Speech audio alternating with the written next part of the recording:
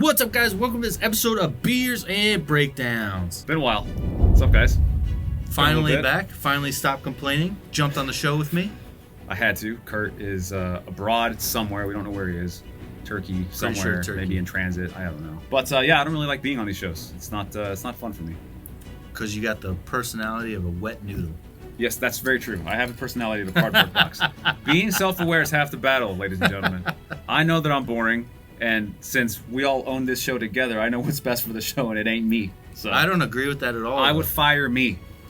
All right. Well, in this one, I think your civilian expertise are perfect for the show that we're reviewing today, actually. Oh, Because it's not a movie. Well, it is a movie, but it's not a movie. It's a documentary. Oh. So this is real world combat operations, the Hornet's Nest. And it's so good. And it's so awesome to watch and sad to watch sometimes. But it's such a good documentary about these brave men that went out there and had these awesome missions. We're going to break it up into a two-parter. Okay. So one of the things that you guys talk about a lot in the comments is that we brush over a lot of important scenes in certain movies. And yeah, you're right. And the reason for that is because, well, first of all, it takes a lot of time to film these shows. And it takes a lot of time for this guy to edit those shows every single week without fail. Because I don't know if you guys know this, but YouTube isn't all about vacation time. If you're not posting, you ain't getting paid. That's very true. So you're going to be stuck editing constantly. So we tend to make them, as streamlined as possible. But what we can do to solve both problems is start breaking up the really good shows and movies into two parts. That way we can get more scenes into each episode and make sure that we don't miss really important ones. Okay. That makes sense. So we've only done this one other time. We did Saved Private Ryan too. yeah, and that was just because that's super long. But again, it was because it's a super good movie. We didn't want to gloss over a bunch of important stuff. It's straight out of China like yesterday. How can it get out of China? That thing's brand spanking new. I'm down here on Objective Richmond, and First Platoon can't get to the First Series building. They keep finding more ammunition, they keep finding more mortar fuses, they keep finding more stuff. I don't know what it is. It's a rifle. Bolt action of some sort. What does that look like? 6 to 7 RPGs, probably 8 mortars. So that's a weapons cache? Yeah.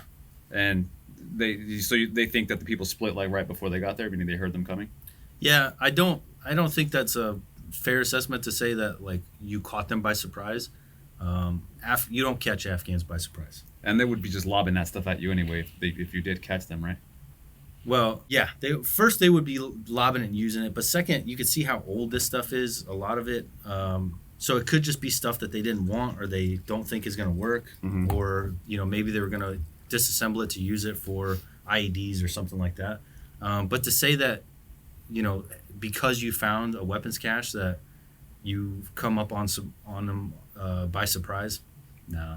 Afghans know everything about what's going on in their country. So this is one thing that one of the commanders, and we'll get to this later, makes the mistake of saying they're not going to be ready for us. They're not going to know what hit them. It's I get it, you're trying to do a pep talk, but you never want to underestimate your enemy. Mm-hmm. And the Afghans know how to fight in Afghanistan. They're amazing at it. They've been doing it for centuries. They fought the Russians.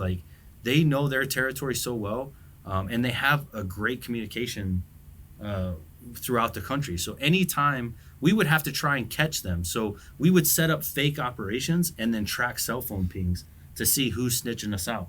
Because every time we planned an op, they knew we were coming. Mm. So it's okay, well, who's snitching on us? Who from within is telling them every time we go? Right. But you got to remember that everybody's relying on, keeping amends with these people or they're friends with them. So the communication network is so vast that what is it to stop somebody if they see a U.S. convoy from making a phone call and then they collect a little bit of money from the Taliban from that? Okay. So the fact that he thinks he caught him by surprise, I highly, highly doubt that. But we were also finding caches like this. And it does slow you down because obviously you don't want to leave it for them to use against you later. Mm-hmm. So typically your EOD guy's going to blow it in place. Okay. So he's going to blow all that up? Yeah. And so why are they even there? Why are they on some sort of a patrol? Are they looking for this on purpose? Did they get intel? Why are they out there? Yeah, so this documentary, they're following multiple different operations, different units. Mm-hmm. So I'm not exactly sure. They just jump into this one, Okay. into their operation, and then they switch to another operation where they're going to try go find a high value target.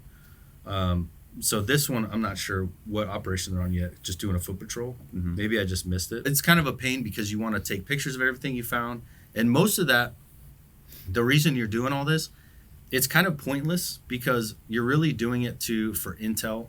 Mm-hmm. So I guess it's not pointless, but it's kind of time consuming, and it's really not helping your mission at the moment. Right. You're sending all the pictures back. You're showing what you found, where you found it, so then it can be used for intel briefs later, so people know, hey, there's clearly a stronghold here. This is the kind of caches we found here in the past. So to help future operations that go through there have that, and then they'll blow it in place.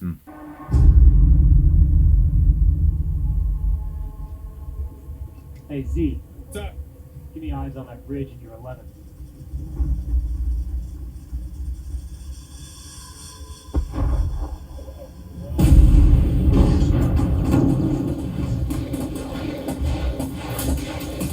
Get down right here now! Fucking right in front of you! Start suppressing, complete suppressing. Do they know where they're shooting at, or are they just shooting in a general area? General area. Because I didn't see anybody call anybody out or actually spot anything. Nope, and that's how it goes in Afghanistan. And I think it's cool that what I like about this documentary is because they have a civilian embedded with them and a journalist. He goes into it a little more. He thinks on it a little bit more instead of just being a soldier who experiences it and goes home with himself about the experience. Obviously, a journalist has to document that, and Right. he has to talk about it. So he has to figure out ways to articulate what they're going through. And he was talking about how the Russians used to call the Afghans ghosts. And it's like, you're fighting ghosts because they're dug into their countryside. You almost never see them. Oh, okay.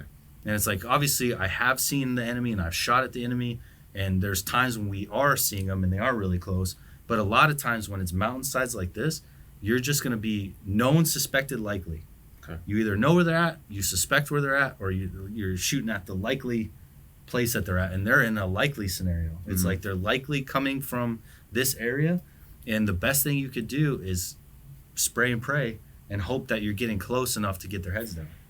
What was that guy yelling? He said something with his gun. Did he have a problem with it or something? He yelled something and he stopped shooting and looked at his gun. It's kind of just, he said black, so he's just out of ammo. Okay. It was just a green. He's just green to combat. Okay.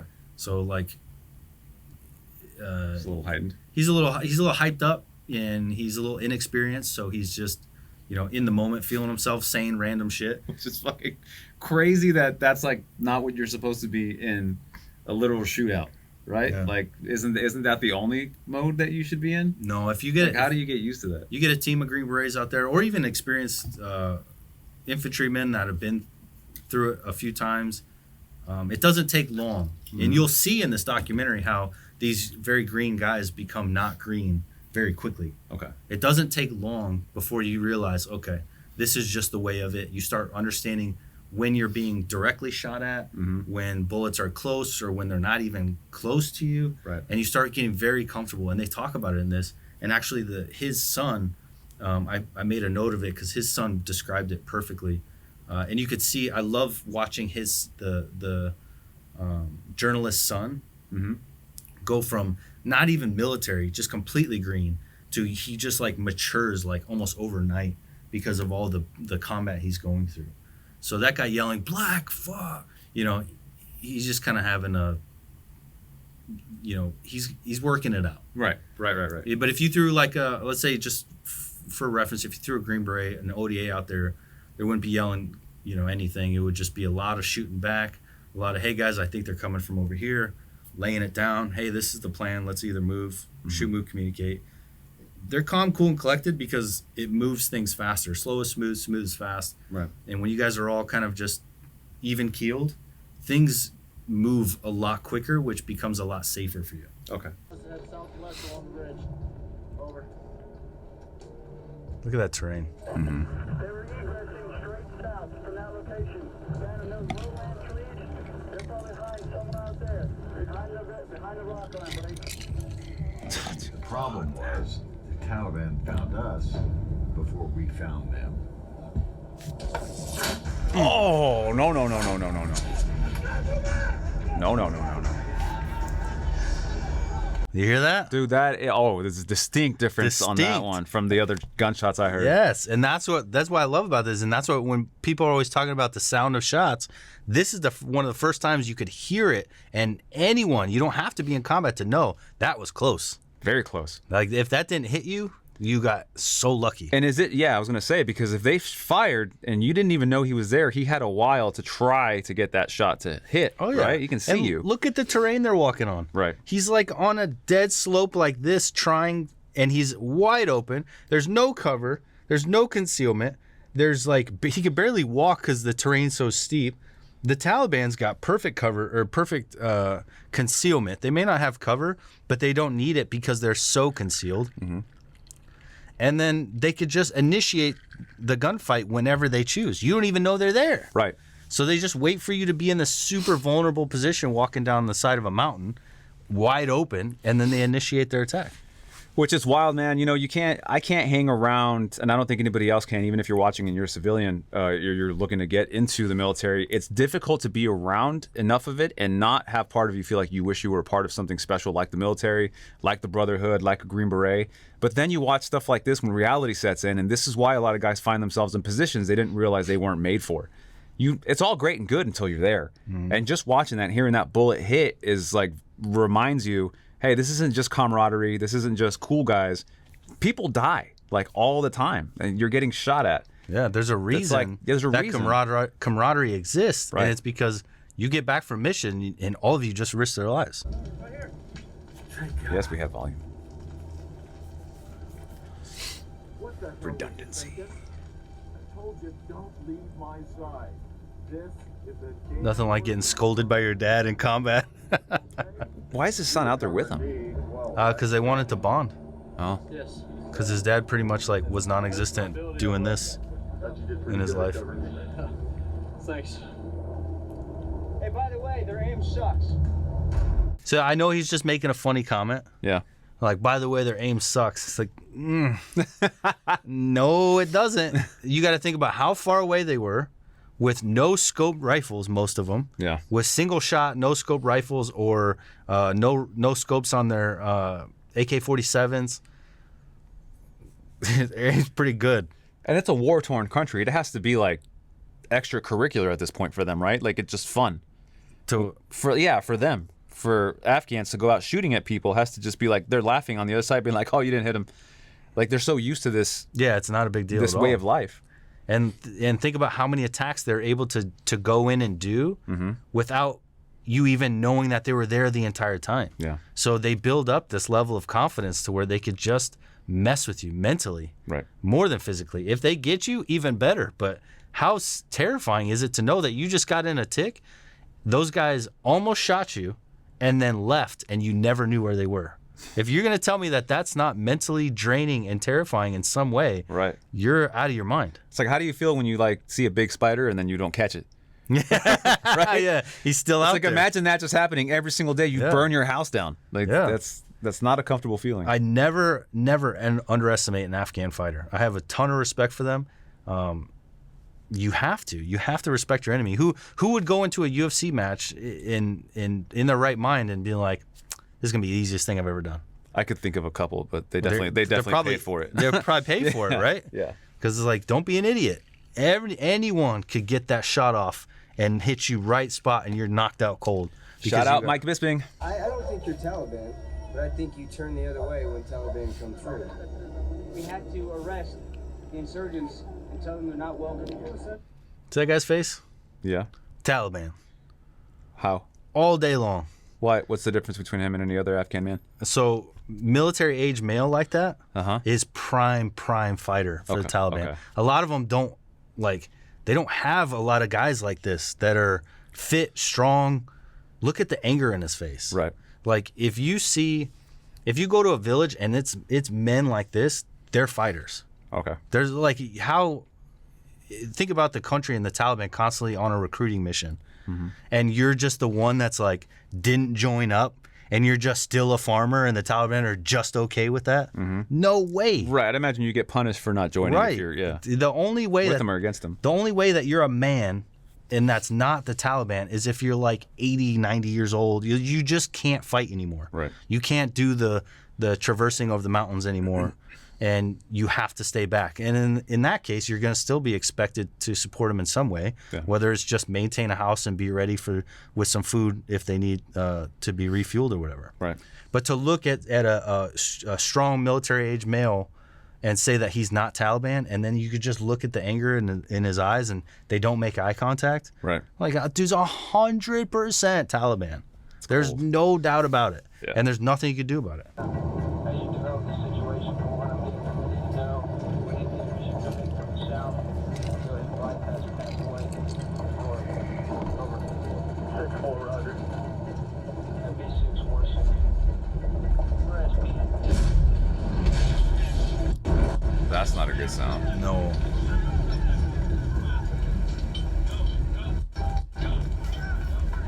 That was always my biggest fear. IED? IED. More than VBIT or IED. More than getting shot at. Any of it was driving down the road and then suddenly my butthole going up through my head. Yeah. I was like, ugh. I mean, we made our vehicles have V-shaped holes just because we were getting blown up so much that the flat hull was just smushing everybody. Right. So that's the whole point of the V-shaped hole, is to try and deflect some of that explosion, because we were just getting annihilated with IEDs. If you're out, are you always in a MAT-V, or are you in lesser vehicles sometimes? Yeah, it depends. Like in Africa, they're riding around in Toyotas. Okay. So mission dictates. But in Afghanistan, because of the IED situation, most of the time you're in MAT-V. Back in the day when they had Humvees, even worse. At least a MAT-V gives you a chance. Yeah. You know, Humvee, there's no chance. You just, if you hit it, you're done. Fob Shank, my first deployment, going on mission with Sergeant Major, we had to leave somewhere, jump in the truck, start a convoy. We're leaving the wire, so we think we're the ones going into danger, right? Mm-hmm. So it's like, if anything's going to happen, it's going to happen to us. Somebody drives a V-bit up to the fob, levels half our fob. The day before I left. Oh my God. Like, half the fob was like a 15,000-pound V-bid that we watched them pack, by the way. We had them on PTIDs, and we were watching them load this truck for like weeks. And I'm like, oh, what are they doing? What are they doing? It's like a big rig. Oh, wow. And then all of a sudden they drive it up to the barriers and blow it, and it levels half the fob. We spent the next like 2 weeks picking up piss bottles and tents, and everything was demolished. And all they did was kill Afghans. Because they blew it up at the market, and the only people, you know, thank God, that were there were the Afghans at the market. No, it sucks that they got, but thank God no Americans were killed. Right. But they're only killing their own people. So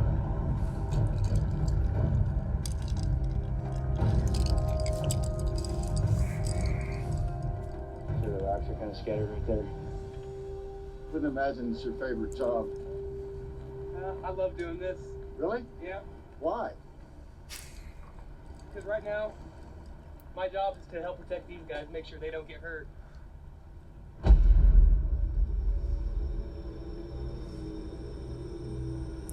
Dude, EOD are crazy, man. And that guy's so cool. He's like, real MVP. He's like, I love this. And then he's like, what? Why? And he's like, because I keeping them safe. And it's like, dude, you're a boss, bro. What a cool thing to say. Yeah. It's like, you're sacrificing yourself for your unit. But our EOD guy, Travi, he always told me 1 + 1 = IED. So if you see something that looks weird, maybe some rocks are out of place, and then it's let's say the other one could be, man, this is the perfect choke point. Mm-hmm. All right, 1 + 1 IED. Don't risk it. If you have, something looks off, and then you have another thing that looks off, you got to.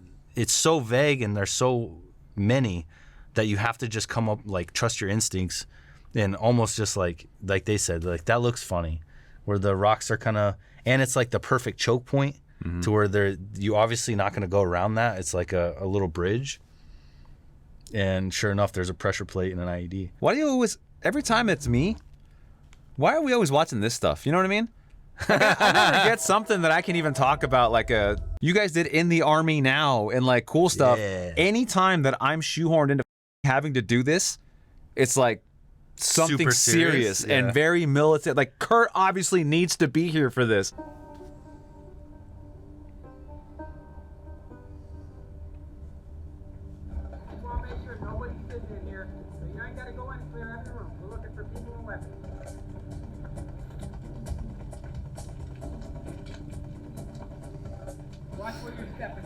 place is a booby trap.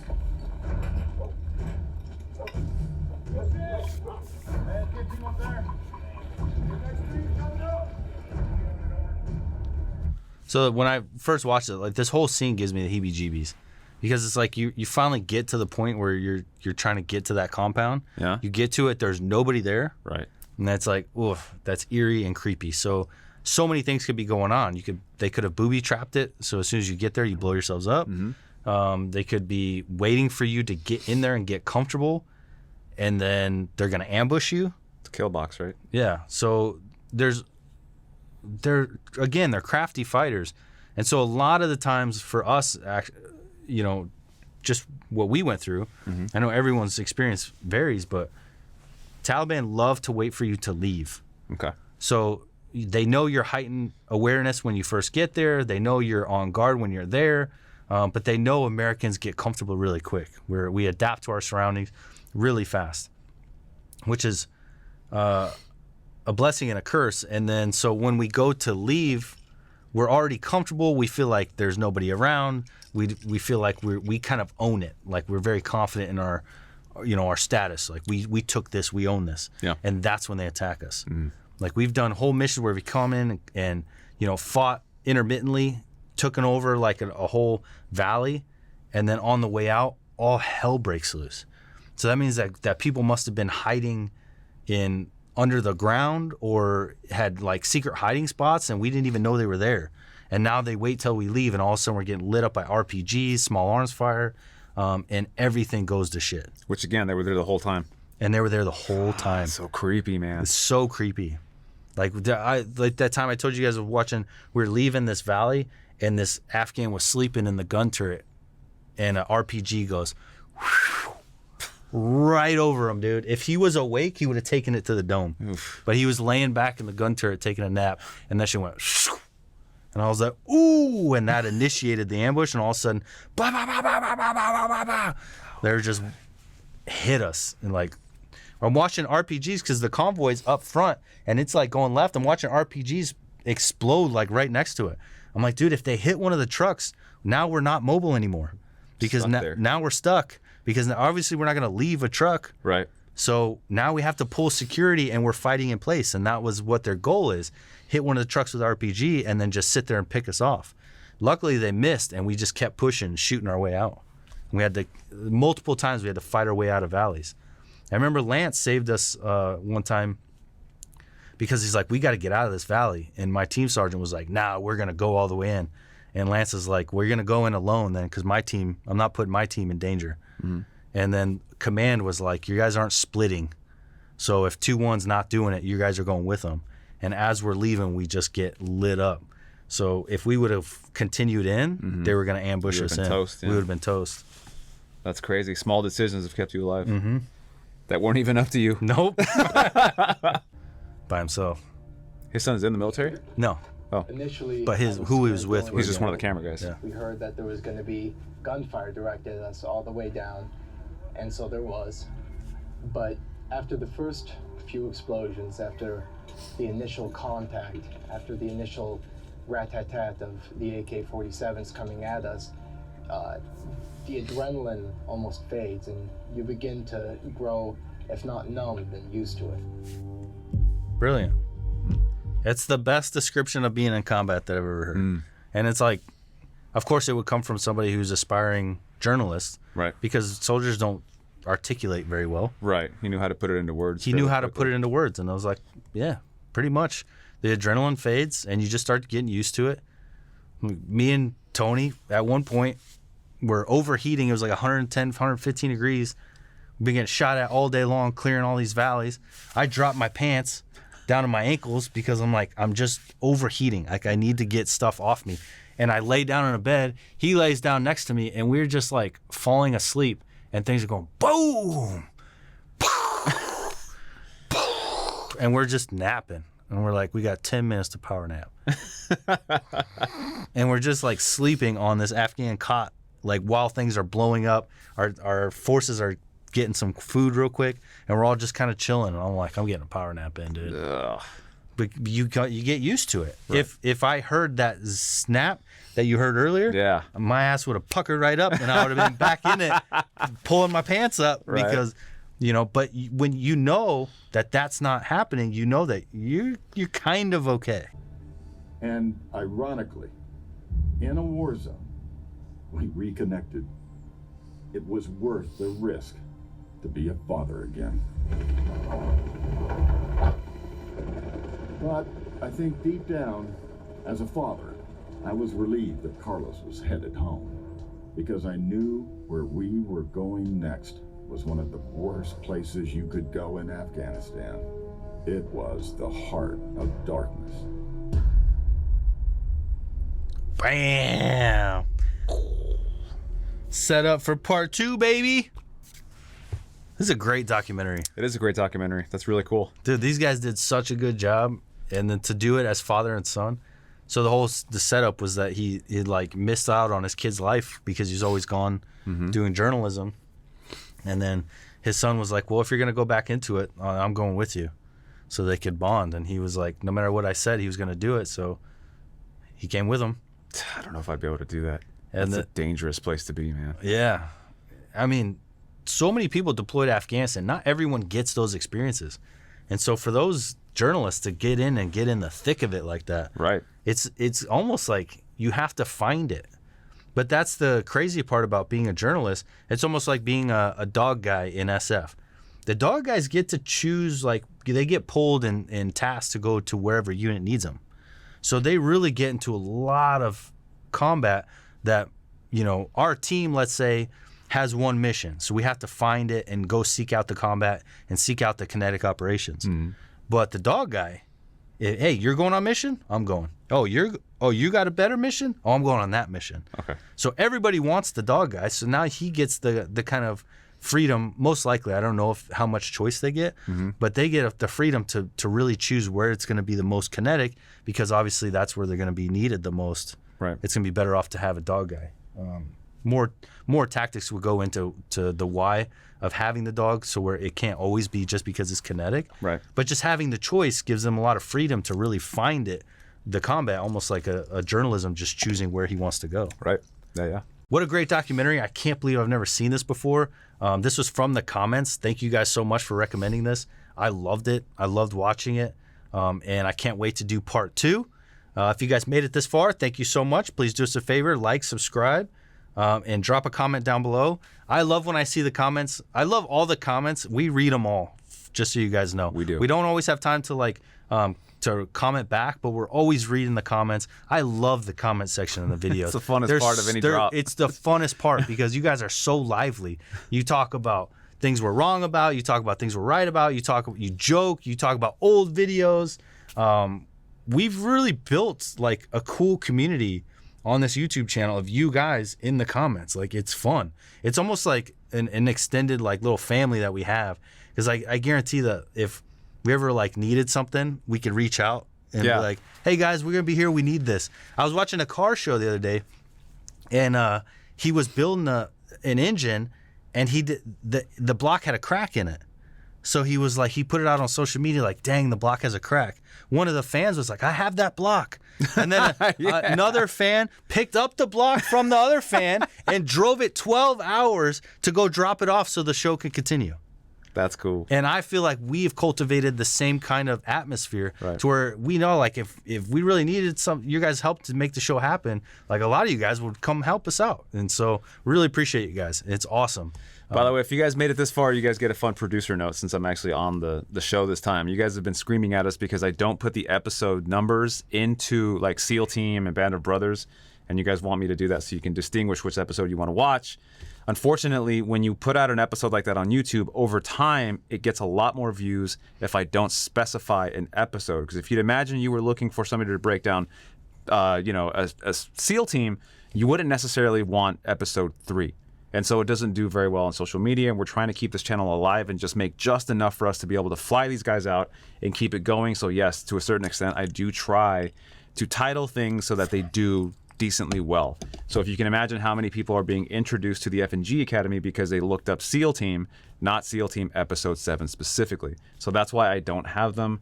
I do put it in the description, so if you guys actually did type it into somewhere, it will come up. The algorithm, the way it works, it will pick up episode 7. It's just not in the title, so I apologize for that. But I am trying to keep the show moving, so just putting that out there. Yeah, because all that money we got reinvested into boots. That's right. Yeah, we got a boot coming out. We were filming this morning. That's the final boot prototype is finally done. It's been over a year. So by the time you see this, the pre-sales may or may not be live. But the ruck trainers were a huge success. We sold over 700 ruck trainers, which is mind-blowing to me. That's something so cool, but that we could just come up with could sell like that. Yeah. But it's so cool and it works so well. It doesn't surprise me at all once people get it. But there had to have been a lot of trust for you guys to be like, okay, this is actually worth it. This isn't just some Green Beret trying to make a buck on me. And then they got it, and you guys are seeing that I don't bullshit you. That thing is awesome. I love it, and so far, over 700 people love it. Yeah. And then if you're ever wondering what we did with the money that we made from that ruck trainer, look no further than the boot. Because I promise you, we got paid very, very little off that entire endeavor because every penny went to the boot. Every time we opened a mold was $5,000. Every time that mold was shit and wasn't good enough and we had to make another one is $5,000. And we had to pay the designer $5,000. Then you got to pay the 3D designer to make a copy of the new mold, $1,500. And then the new 3D, because you didn't like that one, another $1,500. So long story short, we've invested everything into this boot because we think the military deserves to have the best boot ever. Wide toe box, 0 drop, max cushion, and looks really good because can't violate rule number 1. Gotta look cool. Gotta look cool. So hopefully you guys enjoy it. Go check out the pre-sales for that, and we'll see you guys on the next one. Peace. Good seeing you guys.